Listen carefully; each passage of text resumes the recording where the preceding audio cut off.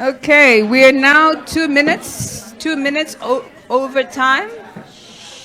We are organized women. We are excellent, and we keep to time. Thank you very much. I hope you enjoyed your lunch. How amazing was that fireside chat? Wow. We're just so privileged to have such amazing speakers coming to share. I really cannot wait for that recording because I'm serious when I say I want to listen to it over and over again.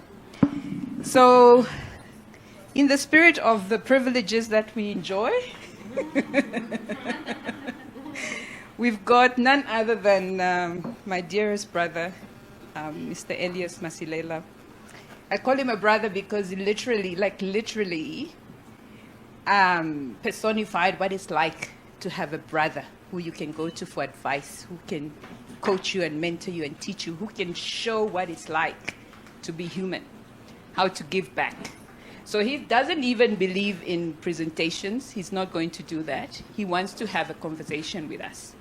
And his topic is around boards. What's the topic again? Boards. Boards that are grounded on purpose. That is the topic. And what an amazing deep topic that is. He specifically said he doesn't want me to do a long intro because otherwise then he would not speak. I would not take that risk. So we're already 4 minutes in. I think it's a Saturday. We want to finish on time. So I'm not going to waste any more of your time or Elias's time. He's actually not feeling so well today, but he came anyway. So I'm going to hand over to you, Elias. I think you are more than capable to lead us, teach us, mentor us, inspire us. Over to you. I think we're actually going to get a few mics roving because this is really a conversation. I think he's probably going to share with us what he wants to share in terms of his topic, purpose-driven boards. But I think what is important is that we're going to have a conversation around that. So, Elias, over to you. Thank you very much. Good morning to everybody.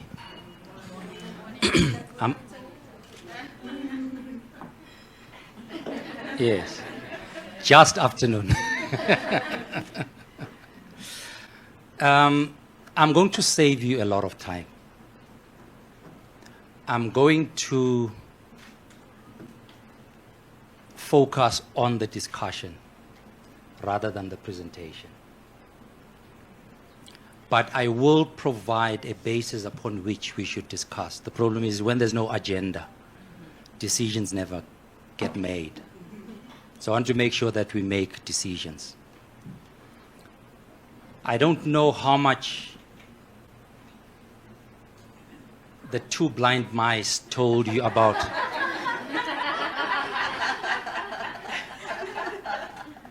the background of this round table. It started at a number 43 function, where they got to be introduced to each other, and they thought they could be more productive with each other than separately.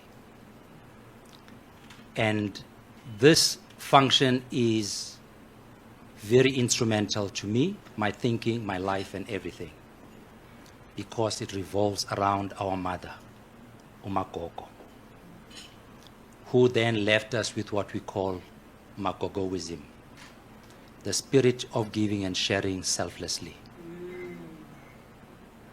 And this is why we then agreed on this topic with Delia, who said, I like the story. Can you come and talk, share your thoughts and ideas and experiences with us? So what I'm going to do is, I have a principle of not talking about previous employers and current employers. So I will veer away from experiences or examples which relate to those groupings in my life. But what I'll do is I'll focus on principle. Leave you with a few nuggets of principle, which you can use everywhere you go. The advantage with principle relative to examples or anecdotes is that examples and anecdotes tend to be case specific, tend to be circumstantial, whereas principles are replicable over time and across space. So it doesn't matter where you are, a principle will stand. Whether you're a priest or a politician, the principle doesn't change. And I think this is the premise upon which I've run my life. So what I'm going to do, I'm going to theme this, it's mentioned earlier on, as a behavioral approach to governance. The practical aspects of governance, which means I'm going to assume that the definitions of the concepts that I'm going to use are already known to people. But if there's a problem, there's a concept I'm using which is unclear or you think is unestablished, please raise your hand and then we'll go through to the definitions. Contrary to what my family would think or expect from this presentation, is that I'll start with a verse in the Bible. If they are listening anywhere, they'll be shocked. How can Elias start with the Bible? But it's informed why I start there. And you'll understand as we unfold what it actually means. There's a lot of debate intellectually and practically about some of the themes that we deal with. I will quote the verse and I'll ask you to tell me what verse in the Bible it is. Delia. You ready? Okay, great. The Lord God took the man and put him in the Garden of Eden.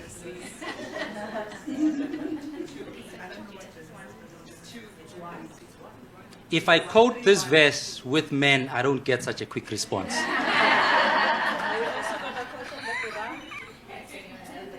I'll come back to you. But let me finish the verse because it's the totality of the verse that matters. He put him in the Garden of Eden to work it and take care of it. The operative term there is take care of it. When he named him man, he named him man deliberately so that he can man this garden. This answers the question that you always have as women. As men, we don't worry about it. Why are we called chairmen? It is not gender. It is biblical. It is about you taking the responsibility at the helm to manage an entity well, not to your benefit, but to the benefit of stakeholders. And following all instructions that get given to you, we call them mandates in the governance environment. And Adam was left with a very specific mandate. And we all know what Adam chose to do with that mandate. And this is where governance becomes important. Do you stick to the mandate that you get given? And what actually drives you in sticking to that mandate? There will be influences around you. There will be temptations around you. What do you do with them? Now, I'm not going to say what happened to Adam. How did he break the mandate? You can answer the question yourself. But what I will say is, what is very challenging for us is what happened after Adam and Eve were kicked out of the Garden of Eden. They still had to manage themselves and everything around them. And the question is, how did they manage? Or how do we manage? And for me, that is the basis of governance. We have different kinds of leaders in the world. They take their responsibilities differently. And I'll come to some of these as I go along. But I want to quote an example of somebody that is not familiar to you here. How many of us know King Sobhuza II of Swaziland? No. 1, 2, 3. Of him. Yeah, okay, sir. Of him? Okay, then, okay. Right, okay.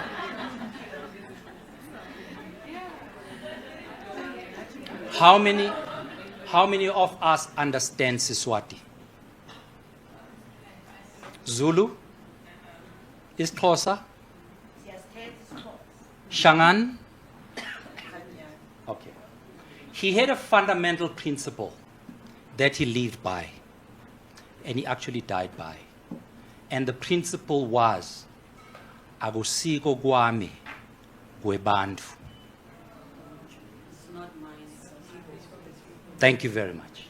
It's not mine, it's for the people. He died with this philosophy.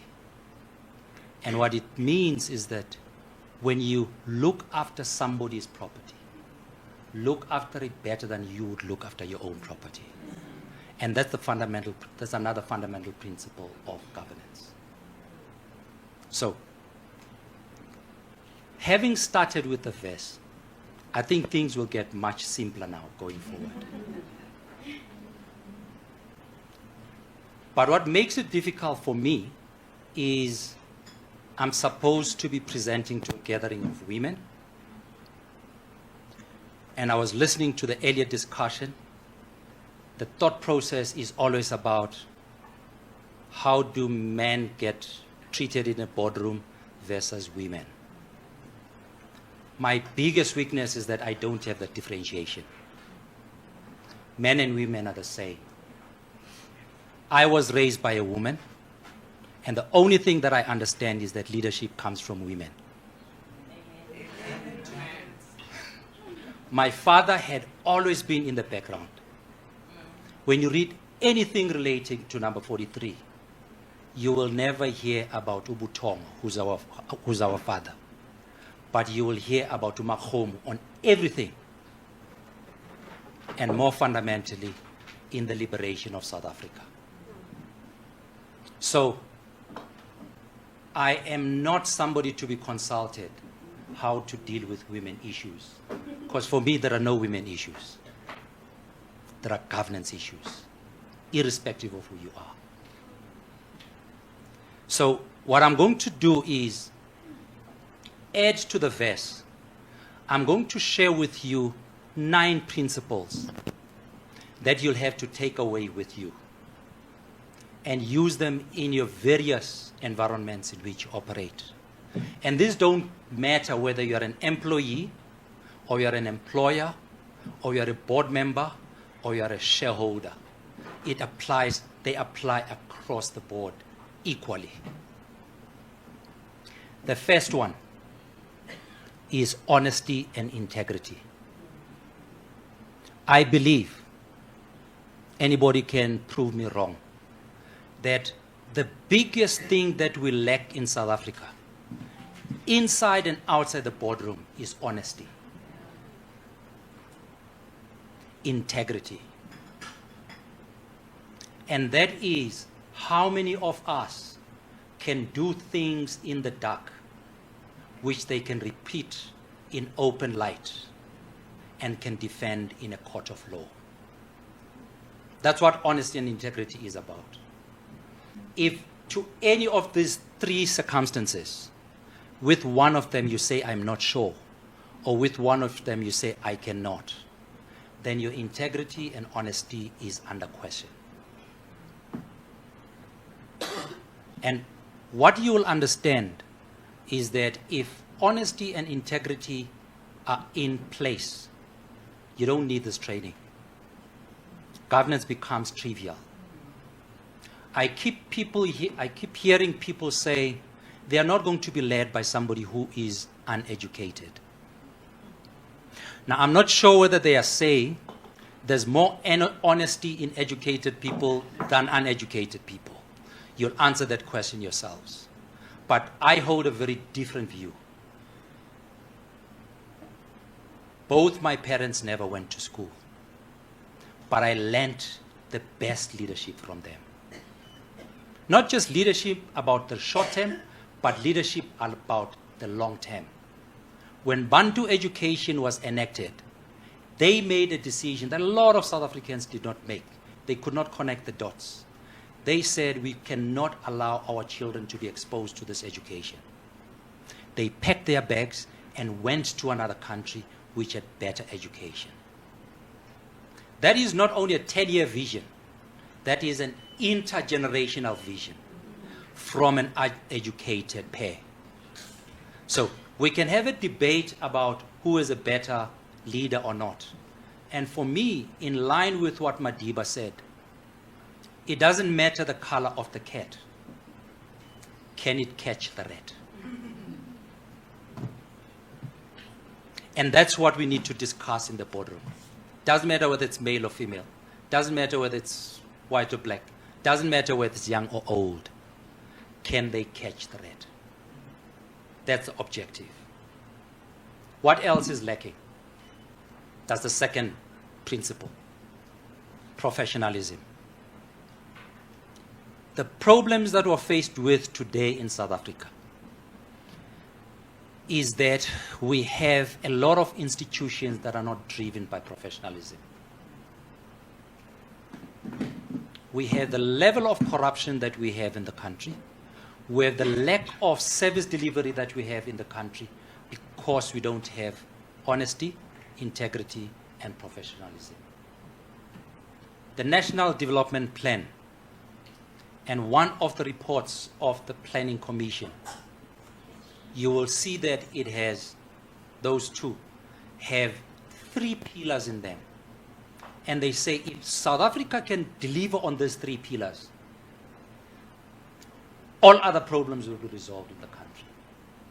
And one of those pillars is professionalizing the public service. If you professionalize the public service, all of a sudden, service delivery shoots through the roof, poverty through the floor. You end up with stability in the economy. You no longer have a situation where a professional advises their principal on the basis of what the principal wants to hear. You no longer have a situation where somebody who wants a tender is preceded by a brown envelope and they follow later to get the answer that they want. And that for me is one of the biggest failures that we have as a country, in that we've failed to deliver on that. Until we do that, corruption is not going to be resolved in the country. And this does not only apply in government, it applies in the private sector as well. We've seen what happens in the boardroom. We've seen how decisions get made. And we've seen how companies end up in trouble simply because of the absence of those 3 variables. Now, what do we understand professionalism being? 1, if you're a professional, you use your professionalism or your profession to serve the community, to serve the people around you, not serving yourself. 2, you're expected to stay principled, objective, fearless, and never do things for money. You do things for principle. Priscilla mentioned this earlier on, that if you sit on the board because of the fees, then you should resign immediately. That is what a professional should be. I'm not saying it's easy. Nobody said life is easy. As they said, freedom was never free. As a professional, you should be ready to forsake your job for your principle. If you can't do that, you're not professional enough. Yes, you can keep your job, but your respect will no longer be the same. The next principle is about organizations and systems. Some of you who have been following me in my previous lives would have picked up a criticism that I attracted from the media, because I had always argued for well-designed institutions or institutional frameworks. And somewhere along the line, I flipped. And I said, no, actually, it's not about the institution. It's about the incumbent. You can have the best designed institution. If you put in the wrong people into position, you shall fail. And the reverse is true. Now, you can look around yourselves and look at institutions that we've always marveled, institutions that we've always thought, these are well-designed institutions. What has happened? Look at our constitution, one of the best in the world. How are we performing as a country? And these are the kinds of things that we need to worry about. What it then means is, when you think about the institution, you think about the incumbents and say to yourself, the people that are guiding or driving the institution, where are they taking it to, or where are they likely to take it to? If they are dodgy individuals, the likelihood is that the life of that institution is going to be short. So it's extremely important that as you think about people that you work with, they should reflect you. If you don't want the people to reflect you, or you're uncomfortable reflecting them, walk away. That is a challenge for a lot of professionals who will stay in an organization simply because they say, I'm not the one doing wrong. But unfortunately, you get tainted in the process. One of the things that we never get taught sufficiently at school, I know we've got CAs in this room, they're smarter than me, is something that we call counterparty risk. We get taught about all the other risks, interest rate risks, exchange rate risks, and a host of other risks, but they never emphasize counterparty risk. And incidentally, most of the risk that you get taught, you can manage, but counterparty risk you cannot manage. Trusting another human being. Now, it was brought home during COVID. Technically, the health experts said there are certain things that you need to do to protect yourself and protect people around you. And if we trusted each other as human beings, there would never have been a lockdown. But the reason there was a lockdown is because we didn't trust how we're going to behave. People who never wash their hands. People who continue doing things that we're not supposed to do. In order to manage that counterparty risk, we're forced to stay behind closed doors. That's an indictment on the human being. And I don't know what we're going to do about it. Thinking about it, most of the issues that we deal with in the boardroom about sustainability. And in most instances, it's environmental sustainability. And we seem to think we can manage environmental sustainability. We cannot. Somebody at a conference stood up and said, you human beings think you are smart. You can't change the world. The world is older than anybody here. The world can look after itself. You need to look after yourselves. Forget about the world. Worry about your own sustainability, not the sustainability of the world. If you can't sort out your own sustainability, what makes you think you can sort out the sustainability of such a big responsibility such as looking after the world? This is why we started with a prayer. This is why Adam was kicked out of the Garden of Eden, because of human nature. Had human nature been different, would all be still sitting in the Garden of Eden. Nobody would be working, would not know who is male or female, would be waking up, eating, sleeping, and would still be walking naked. Huh? No labor pains. Right? So we did it to ourselves, and we continue to do it to ourselves. The next principle. Sorry, I didn't get the... Huh? Mina? Organizations and systems. Okay, thank you. Okay. No, 1, 3. We're going to 4 now. I did. Excuse me. I did not number them deliberately on my presentation, so that if I forget them and I don't get through all 9, I know nobody will write everything.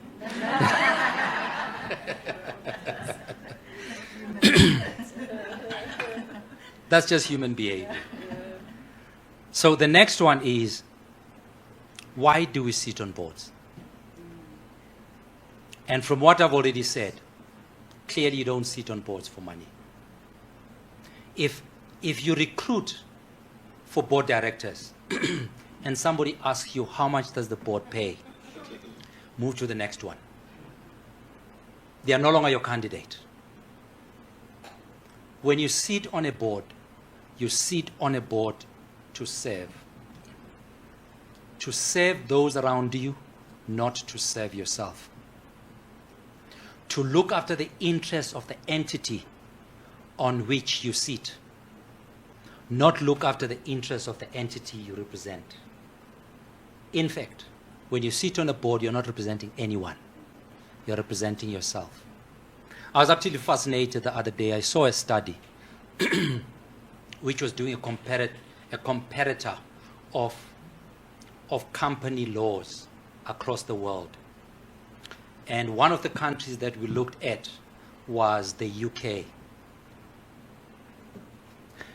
One of the requirements for sitting on the board on a UK entity is that you can also be, you have a natural person and a what? A juristic person. You can actually represent on a board as a juristic person. Go and look at their law. I was actually fascinated. And I said, so how does this work? Who carries the can? Who carries the fiduciary responsibility? Is it the individual or the juristic person? So they must have thought about it. They are many years ahead of us, and they probably know why they put that in place, right? But I can understand in terms of share ownership that a trust can have. But Have you just corrected yourself?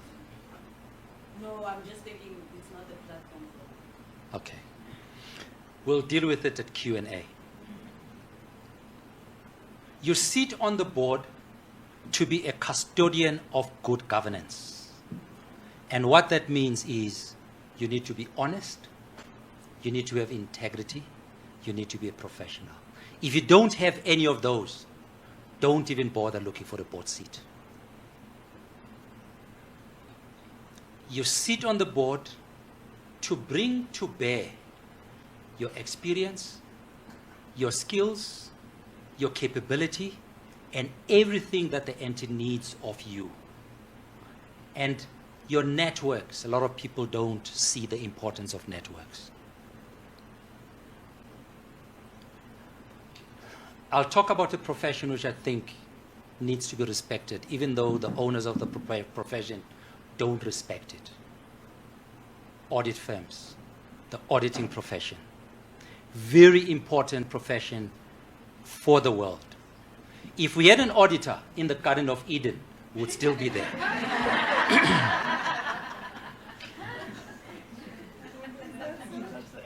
What would they have done? They wouldn't have allowed you to touch the airport. You know, don't the controls. It would not have happened. The controls don't touch the airport. Don't eat So,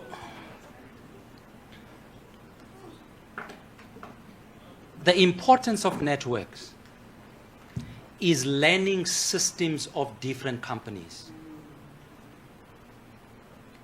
When somebody says don't sit on many boards, what they are saying is don't sit on 3, 4, 5 boards. They are saying don't sit on boards which you cannot sustain. Even one board can be unsustainable for some people. It doesn't have to be 2, right? But the benefit of sitting on a number of boards, you are learning a lot of systems. And what you learn from one board, you bring to another.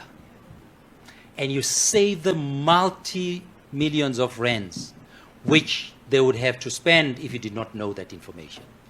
It just takes, you know when they talk of institutional memory, that's what they are referring to. That little knowledge relative to everybody else that saves the company ample rands. Now, why do auditors look smart? Are you auditors? You know, it's good to start with the Bible, because in my language there's a phrase.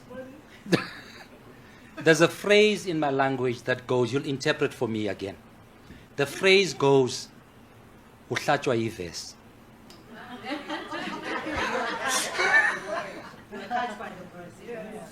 Yeah. So I could tell that khona bahlatshwa yivesi in this.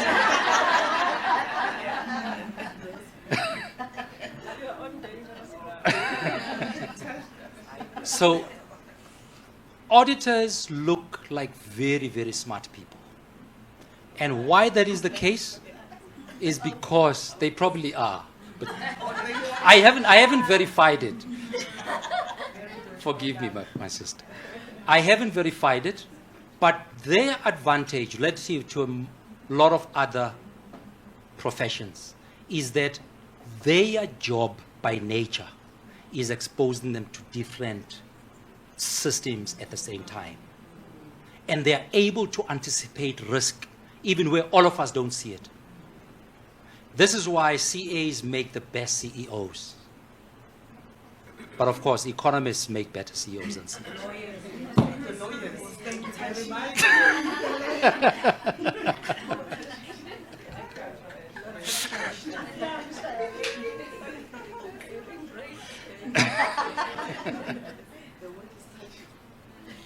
It's not me, it's the verse. Now, there's one thing that I've always refused to do.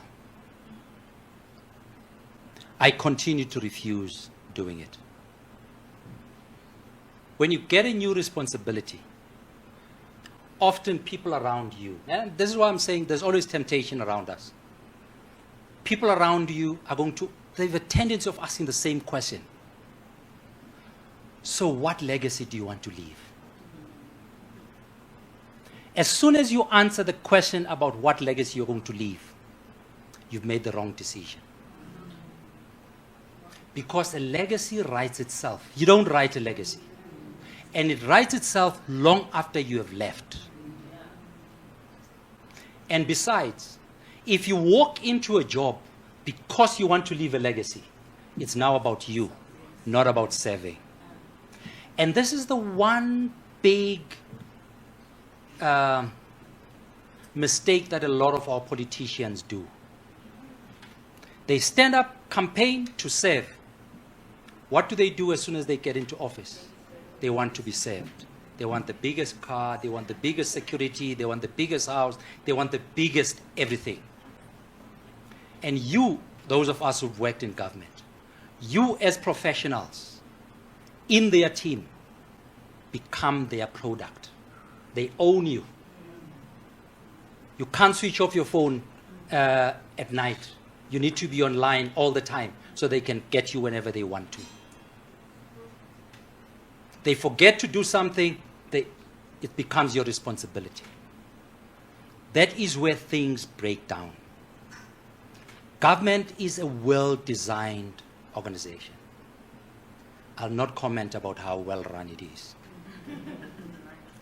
So those of us who know, there's a separation between a department and a ministry. The head of a department is a DG. He's the CEO of the department. He makes the last word on the department. The head of the ministry is the minister, the political principal. He has the last word on the ministry. How do they relate? The department advises the ministry. The ministry takes the advice, makes a decision whether it wants the advice or not. If it doesn't want it, it can jettison it and take a political decision. But you know what happens now? The minister turns around and says, no, I don't like your advice. Go and advise me this way. Now, I'm not going to comment about the budget because I've got many interesting views which can be detrimental to a lot of people. And the department now, in the past it wasn't the case, and the department now turns around and provides the advice that the minister wants. Tell me what happens if something goes wrong. Who's responsible? The department is responsible.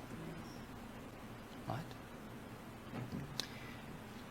The one thing that I am proud of President Thabo Mbeki about is that when he resigned, or when he was forced to resign, he made 4 apologies. Go and listen to his speech. Don't say I'm saying it. He said it himself. Amongst those 4 apologies he made was an apology on Eskom. And he says, this was before the World Cup, and you'll remember there were brownouts and greyouts. They were called that then. Today they're called something else. And it was no longer clear whether we're going to be able to host the 2010 World Cup. And he said, one of the things that I want to apologize about is that we asked officials to advise cabinet on Eskom. And the advice was, do you recapitalize Eskom or do you invest in the arms deal? Officials advised recapitalize Eskom. And cabinet ignored the advice, took a political decision and funded the arms deal. Was still in that problem today, was still in court today for that decision that was taken there. Imagine what would have been the case if he said, we were advised, this is why we funded the arms deal. What would have happened to professionals at the time? So, the heads would have rolled. So, this is why it is extremely important to do things professionally to protect yourselves, your integrity, not anybody else. If you're able to do that, it's much easier to serve. But if you're trying to serve and you're always looking behind your back, you're in the wrong place. You're doing the wrong job.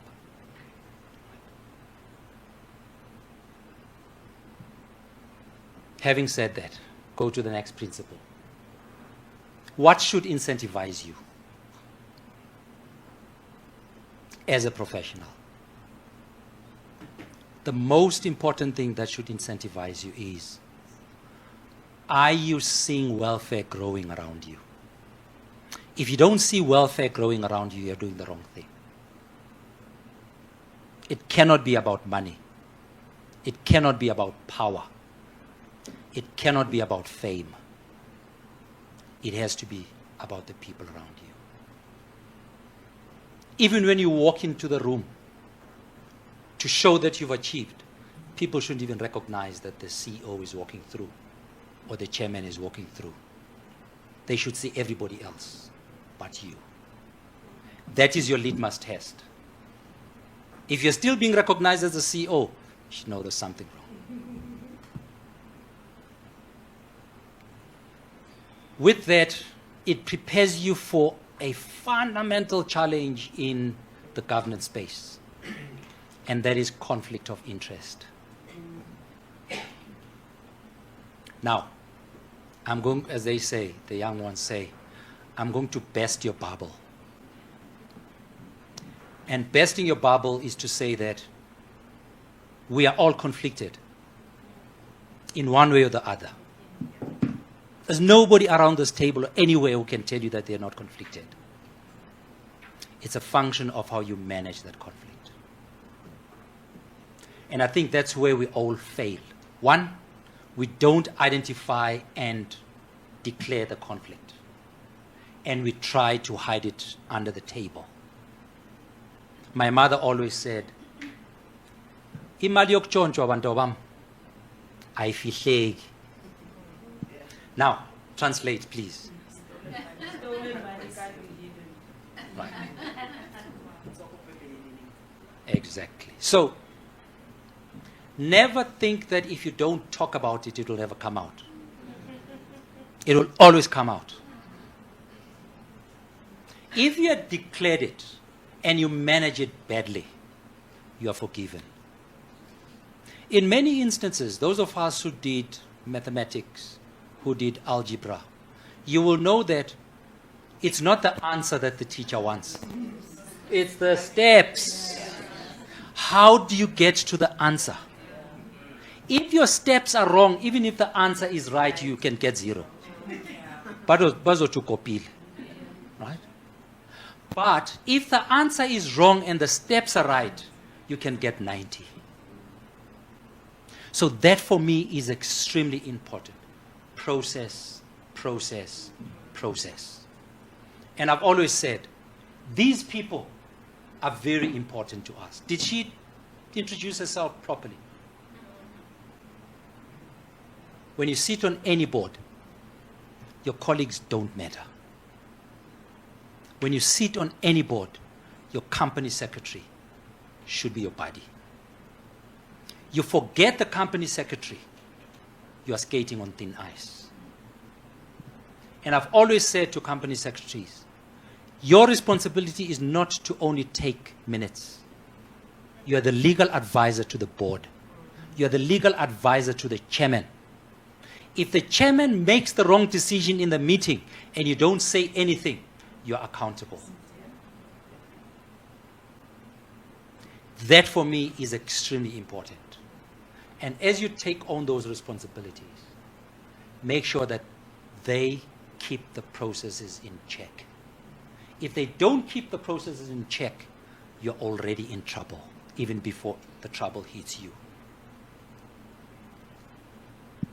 I want to talk to Mr. Gift.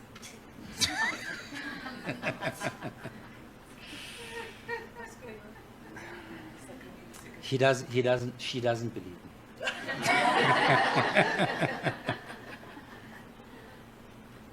So to illustrate how conflicted we are, predominantly we're black in this room. I can see a sprinkling of gray, white, and brown. Every time there's the subject of diversity in the South African context of empowerment, we're already conflicted. At that point, you should recuse yourself. And leave the people who are not conflicted to talk about diversity. There'll be nobody. Then you manage the conflict. Right? If you're a shareholder in a company on whose board you sit, every time we talk dividends, you're conflicted. Step out. If you don't step out and the minute says you never declared and you never stepped out, and for some interesting reason, other shareholders who are not in the boardroom are uncomfortable with the dividend, you're accountable. You don't believe me? Why only dividends? Why only dividends? What about measures and acquisitions? So many things. There's many things. I'm just using examples. Right? Dividends is one of them. It hits home quicker. Right? Because if you talk about measures and acquisitions, you don't only benefit the shareholder if you do that.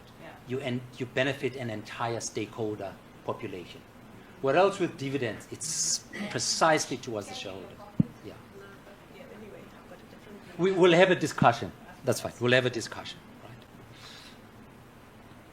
So, when you place somebody on management who is very close to you, I was very close to her sitting on the board of APSA at some point. And fortunately, I managed my conflict. But if That's how we manage it very swiftly.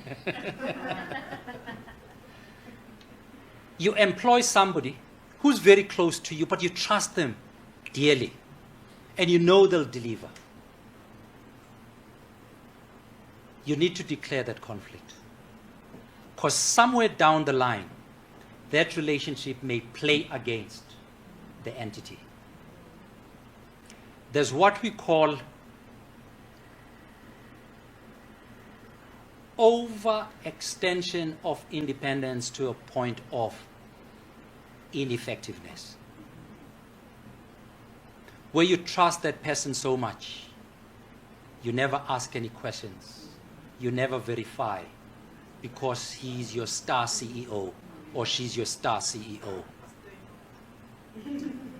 I wasn't going to mention the example.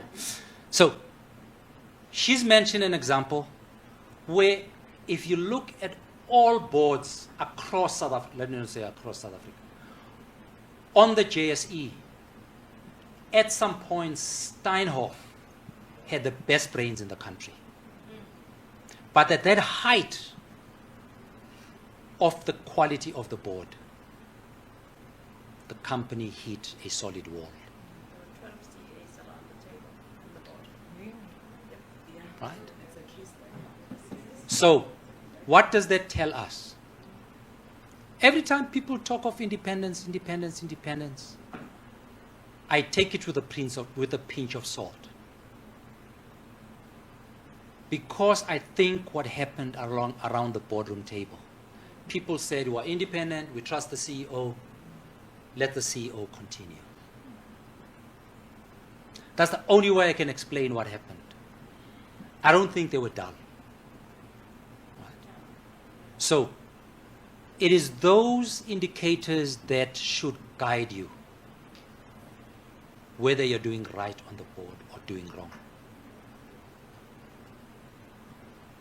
Now, having mentioned independence, one of my early days of being unemployed, which I still am, I get invited to a meeting in Stellenbosch. It's unfortunate that I'm using Stellenbosch again as an example. I get invited to a meeting in Stellenbosch. The meeting starts. And I stopped the chairman. I said, "Oh, Chairman, aren't you supposed to declare interests?" He doesn't answer me. He looks around the table. Blank faces. And he turns to me. And I'm sitting next to him. He turns to me and says, "Elias, I'm sorry, man. I can't help you. As you see, here we don't manage conflict of interest. We manage convergence of interest." I looked around again. Everybody around the table could sign a $1 billion check without consulting anyone, out of their own pocket. I realized I'm in the wrong place. But I stayed. You're right. I stayed. Right?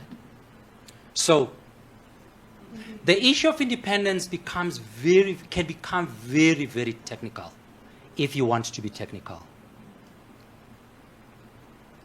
I haven't read King 5. I'm deliberately avoiding to read it because I'm comfortable with King 4. So, King 4 says, independence is a state of mind. It's about your objectivity and whether it can be tested by people around you. And if people around you feel that your objectivity is gone and they tell you so, your integrity should also tell you to walk. We struggle with this on boards. Terribly. Now, it even gets more complicated if you're sitting between listed boards and unlisted boards. In unlisted or on unlisted boards, I see there are people who do business in these areas. Alignment of interest is extremely important.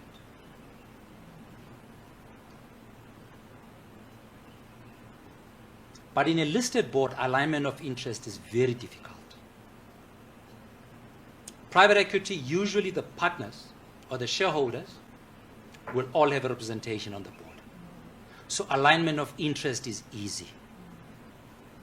But if you are a BE shareholder, you have a big equity stake, you're sitting on this board because you have a major stake, and the rest of the shareholders are not on the board because it's a listed business. When you're in the board meeting, it is not clear to the shareholders who are outside that you are representing their interests. You see all the information, you see all the opportunities, you get involved in all the M&As you're talking about, and the question always gets asked, when you voted for this, did you vote for the interest of your share in the business, or did you vote for the interest of everybody else? That becomes a huge challenge. And this is why the ongoing testing of people's objectivity is extremely important. There's a rule of thumb in King of 9 years. I sit on boards which have people that have been sitting on this board for more than 20 years. Because I understand what King is trying to achieve, I have no problem with that. Because I'm able to test my colleagues.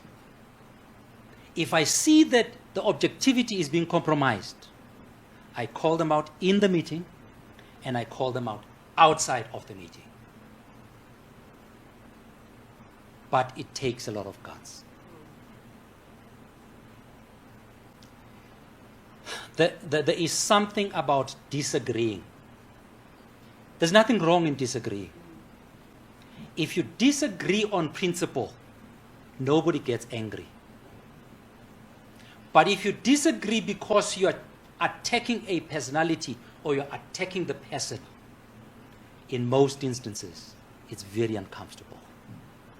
Now, because in a lot of people's minds, they cannot draw the distinction when they want to challenge you. At first, but Elias, yes? And then after they've said that what he's saying is wrong, that person will find it difficult to be objective from that point onwards.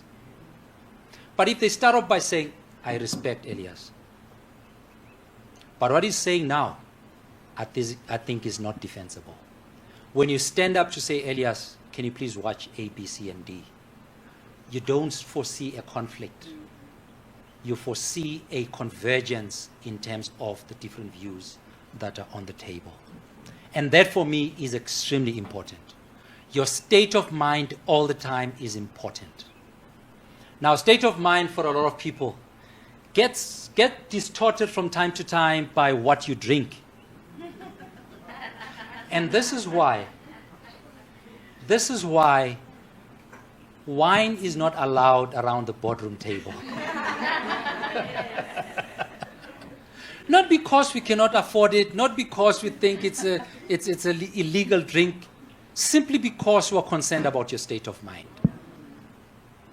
What it also means is those of us who go to braais, who go to golf courses, who go to whatever you go to, those social events, when you start discussing work in that environment, be sure that your state of mind remains as sharp as it was in the boardroom. Because often what happens is things would be discussed at the braai. Decisions get made with an off state of mind. They get brought into the boardroom Because 60% of the people who are in the braai, they will try to bulldoze that decision in the boardroom. And that becomes problematic. And something that you need to watch very carefully. And that also has a tendency of taking me to the next item. I don't know what item it is now. And that is dominance.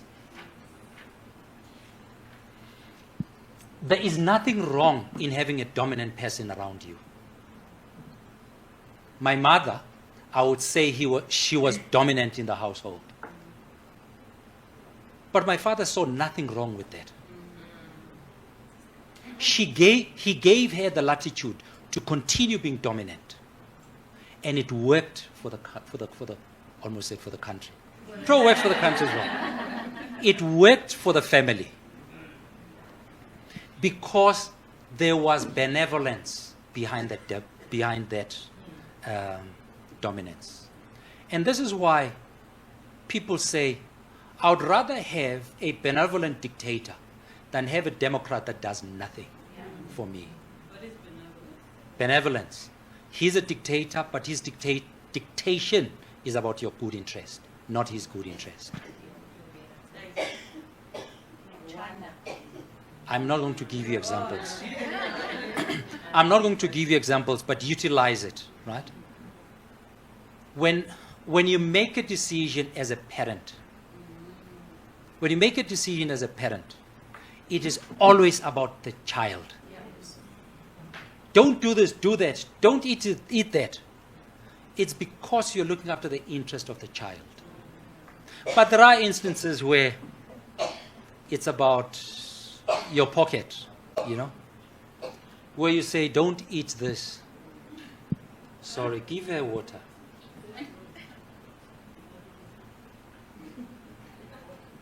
That's benevolent.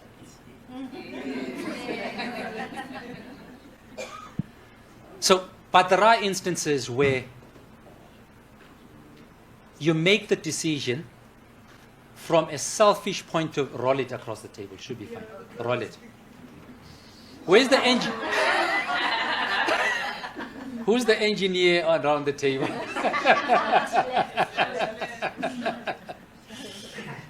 Sometimes you make the decisions partially for selfish ends.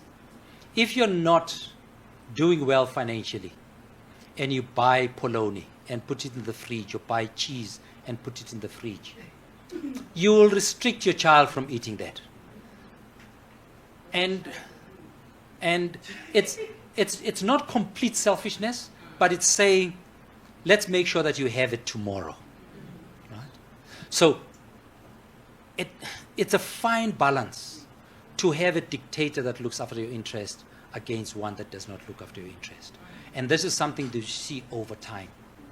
But on average, you can tell that somebody is making decisions for the benefit of everybody else. But in the boardroom, the reason people dominate is not because they necessarily want to. It's the circumstances that get presented to them. One typical example that I've always used, by the time President Mbeki left the presidency of the ANC, people were calling him a dictator.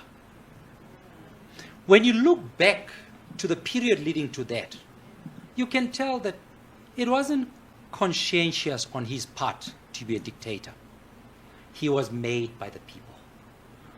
Every time he approaches comrades have this idea, what do you think? We support comrade, continue. He comes again, we support comrade, continue. We go again, he support. What do you do under those circumstances? You continue, right? And all of a sudden, people are calling him a dictator. That is my interpretation. There may be other things that I do not know, but from what I've seen, that is what I know of the person. When he was still president of the country, he consulted even the lowest of technocrats in government. He didn't only consult the DG. And it's because he wanted to put his finger on the pulse all the time. One weakness we tend to have also in managing independence is to say, because I'm the chairman of a company, I only talk to the CEO.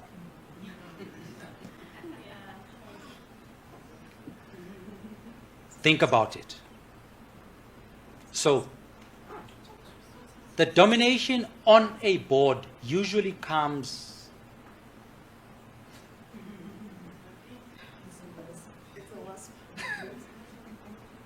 has it moved? Don't move, don't move, don't move.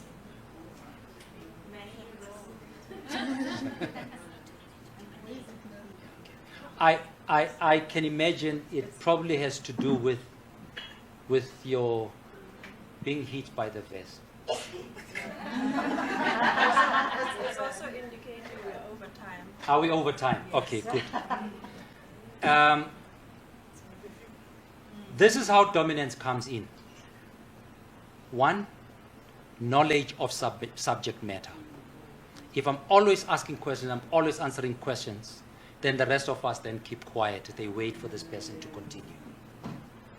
Preparedness. I always read my board pack from cover to cover. Every word matters. And you don't. You pick the areas that you like. Or you don't read at all. 3, experience. Institutional memory. Too much independence. And too much trust on certain individuals. That leads to dominance. But sometimes this dominance is actually deliberate. It comes from people who think they hold the biggest shares, and therefore they want to say something every time something happens. Here's the warning. It doesn't matter what decision gets made. Whether you said something or you said nothing, it's binding on you. Worse still, if you didn't agree with that decision, it is still binding on you until you apply the golden rule. And the golden rule is the minority report. If there's something you don't agree with, make sure you want a minority report in the board meeting minute to make sure that when there's an audit, the auditors see the minority report. Yeah. Lastly, every time you think about sitting on a board, you ask yourself, which board do I sit on? A lesson on how to pick boards. Starting point is go to the back pages of the annual report or the integrated annual report. On average, a board has 4 meetings a year plus a strat plan. If that board has 12 meetings a year, you should know they're in trouble. If they only have 1 or 2 meetings a year, you should know they are in trouble.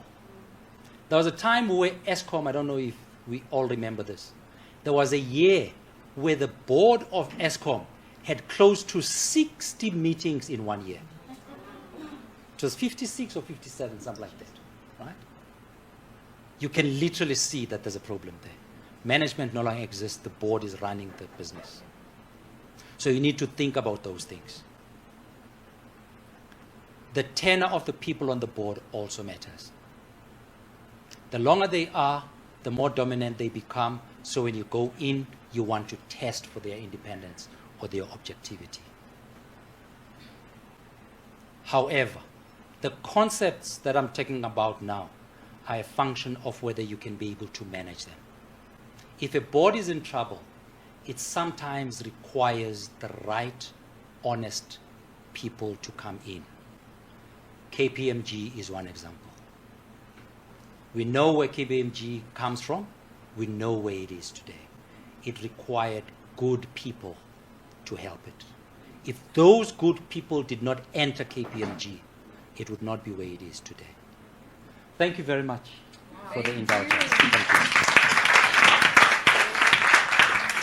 you. Okay, so we have run out of time. It's now 6 minutes past 1. We planned to finish at 1.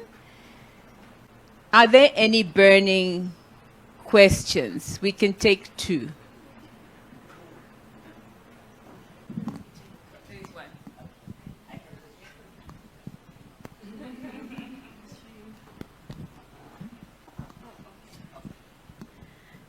Thank you so much. That was very enlightening. Enjoyed the masterclass.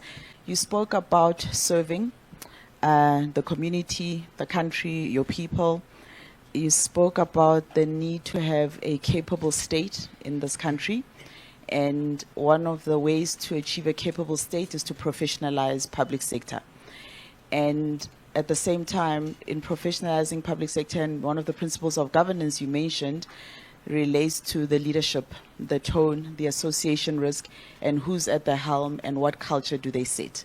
So if we take it back to public sector, generally the tone and the perception of the leaders, who are the ones, the ministers, if you want to serve on public boards, there's those risks. So how does one serve the country on boards and manage that risk appropriately, bring your honesty and integrity to the table?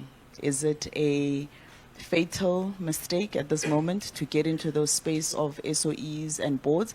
Because the skills are needed, but the risks are very high. But sometimes somebody's got to put up their hand. And when do you make the right calculated risk without destroying your reputation as a professional, but heeding the call of serving and building our country? Because nobody's coming to save us. We must invest in it ourselves. Thanks. The second one? Okay. Are you leaving, Charity? Yes. Okay. I have to go my time. Okay, thank you for coming. Actually, apply.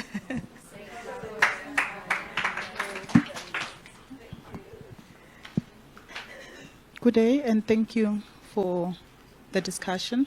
What I want to find out is, you spoke about a convergence of interest. What do you think brings people to that point? Okay, so we'll have the answers and then we will close. Mr. Masilela? Okay.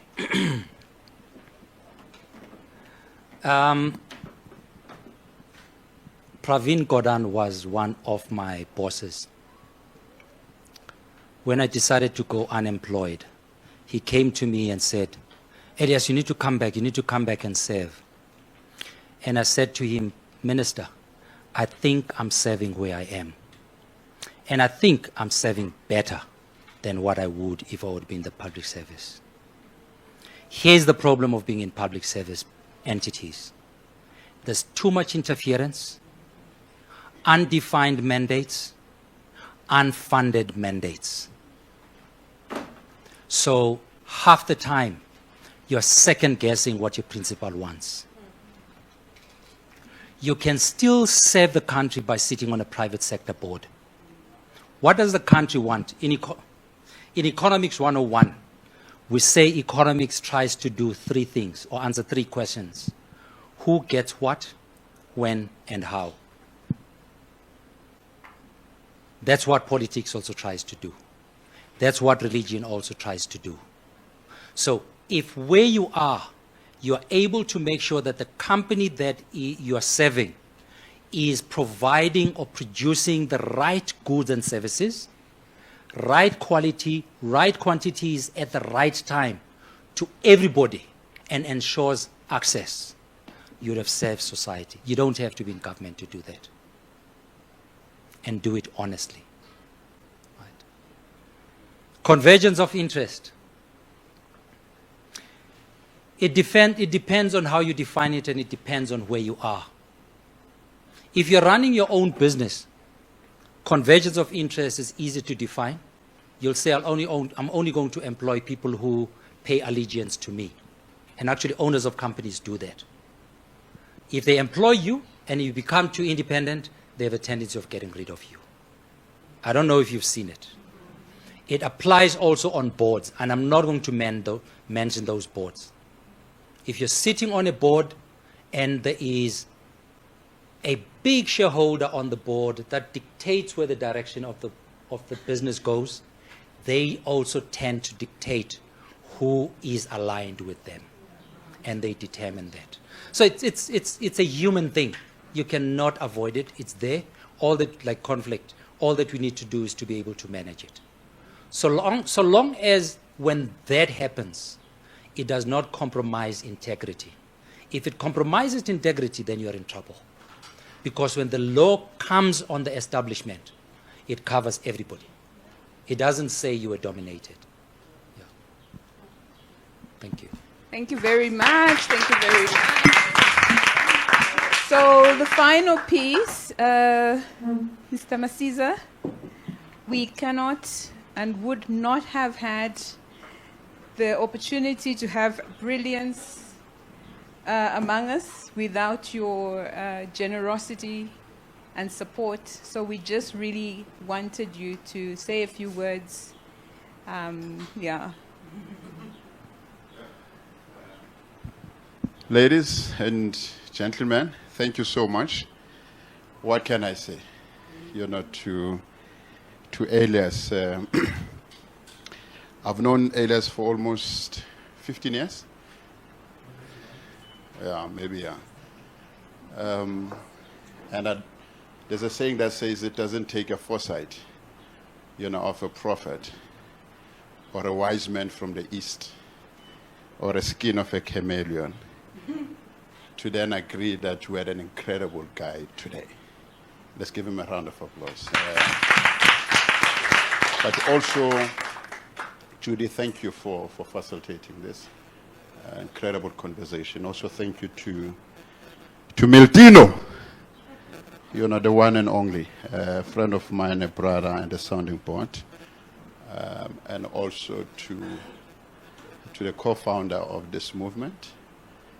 Thank you so much. But ladies, also, thank you so much for taking time, to come and join us. And also to the EmpowerX team. I also want to extend my gratitude. We've been working and banning the midnight oil throughout this week. We had an event yesterday. We in a youth in film. We had another event on Thursday where we are hosting up to 100, women in property space. It was called Women in Property and Built Environment. But thank you for trusting EmpowerX as a partner of choice. We're looking forward to journey with such an incredible women that are here. But over and above, Ntate Elias, thank you for taking time. Thank you for sharing your wisdom. And thank you for being a sounding board to some of us. We truly appreciate. Ausdilia Relebocha. Thank you for approaching EmpowerX with us, Judith, to say, come guys, we want you to be a partner of choice, but also to this incredible organization, Good Governance, for also to believe in such a young organization, a small firm such as us. We don't take it lightly. Thank you, and thank you. May God bless you. Blessings.